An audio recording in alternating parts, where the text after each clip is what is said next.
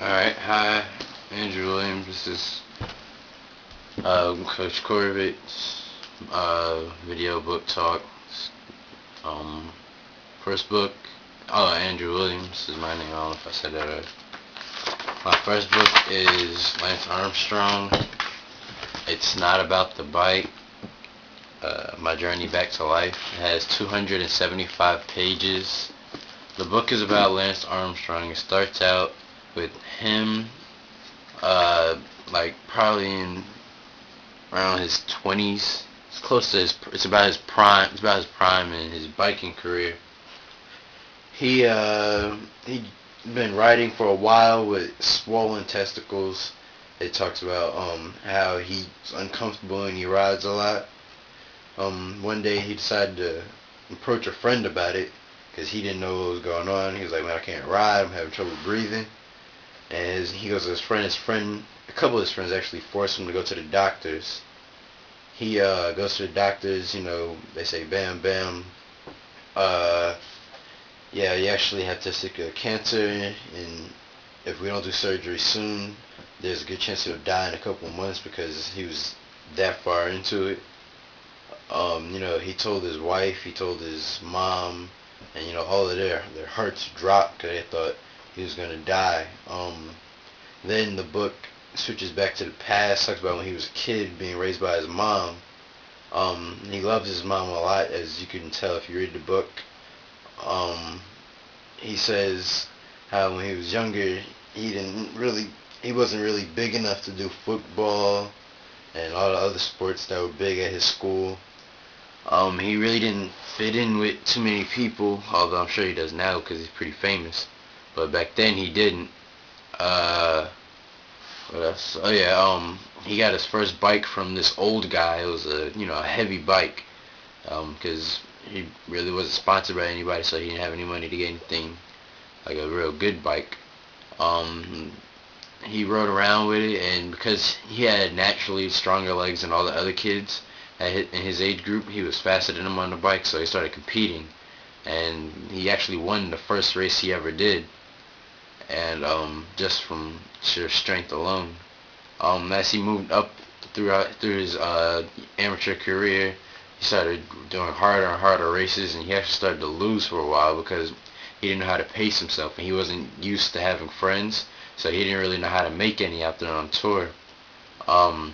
So he just used to go for the win. He would never try and help anybody out. Like, he wouldn't let anybody drag behind him, so therefore when he needed to, he couldn't drag behind them because they'd just be like, "Oh, forget you." Talks about his stepfather, who he actually had a couple of. His mom got around. One he really didn't like, and he said it did nothing for him. The other he really did like. Talks about his coach Chris. Talks about his wife and his kids, who he seems to love based off what he says in the book. Talks about some of the first major events he did, like the Tour de Italy, which was a pretty astounding race. Talks about how some of his early races he struggled a lot, but over time he came up and became one of the greatest riders ever. About it for that book. Just talks about his life and his cycling career and his battle through cancer. And without all odds and with only one testicle, he still rises above to win the Tour de France, and more than once actually. He's won it a bunch of times. Next book's Journey to the Center of the Earth by Jules Verne's. It has 262 pages. Bam. Alright, starts out, it's got this guy, Professor L. He has some weird German name because he's from Hamburg, and I can't pronounce it. Him and his nephew Axel. They go out to go buy this little ancient scroll reading thing, and they get it. They notice there's some weird stuff on it, so they started reading. They found out it's a secret code, and they're trying to figure out what it is. The professor, he has no clue how to solve it, and it was funny because his younger nephew, actually solves it, but because the professor was so hung up on it, he actually didn't want to hear it at first, and he was like, "All right, I'm locking my house. not me, not you, talking to his nephew, and not the maids aren't leaving his house until we figure out what this code means. His nephew had actually, unknown to him, had actually broke it by then, and what it was just, it was a thing, like a little phrase, but it was in Latin, and it was written backwards, and it was written in poor Latin language, whatever it's called. So he couldn't figure it out then. His nephew did, and because both of them are stubborn, his nephew didn't tell, because, he was like, oh, you're not going to really do this, and I'm not telling you unless you let us leave, and then he didn't let him leave, and after 2 days of not eating, his nephew finally gave in and told him how to read the thing, and he said, oh, yeah, I guess that is how to do it, and, they make some money, and, I mean, not make some money, but, they decipher the code, they find out, it talks about taking a journey down to the center of the earth. It tells them how to get there. It tells them that you gotta go through this volcano with some weird name. It's in Iceland, and it's got some weird Icelandic name, so I can't pronounce it. But they go through there, and it says that the only way they can find the entrance to the volcano is if they wait till noon on a sunny late June day, at noon, and you gotta wait for the shadow of one mountain to cast upon to a little opening so they see where to go. Then, they go there. The first couple of days they were in Iceland, it was cloudy, so they couldn't see any shadows. But then on the very last day, right before they were about to head home, which the nephew Axel was praying because he didn't really want to go on a journey, the shadow, cast down, so they go. Early on in there, they get down. They actually make a couple of wrong turns, which causes them to run out of water, which causes Axel to almost die from dehydration. But luckily, big macho man Hans, and Hans is an Icelandic guy who they meet up with. He punches a hole into the wall, water comes down, and, they find this river. They call it the Hunchback River, named it after him for finding it. Everybody gets water, everybody hydrates, and everybody's good. Then next thing you know, they're walking, they come across this forest of giant petrified trees, unlike the one in California. The one in California is gay, and I don't like it.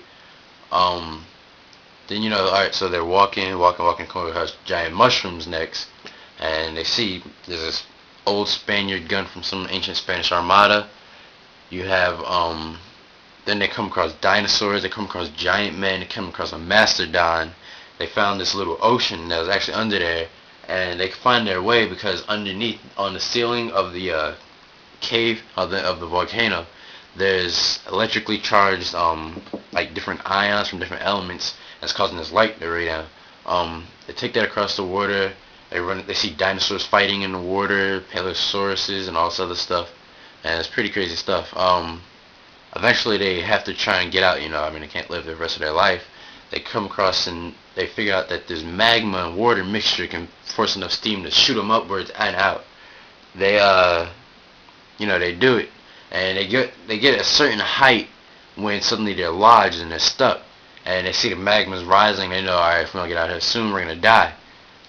Hans happened to have this little something, or some sort of thing that makes a spark, and when he sparked it onto the side of the wall, you noticed the wall once again was looking a little weird. When he did it, it caused a boom, and the boom shot them out of another mountain, not the one they originally entered, but this one was in Italy, some Italian name, and they boom, landed out, and they got out. Then afterwards, they all went back to Hamburg, where they stayed for years.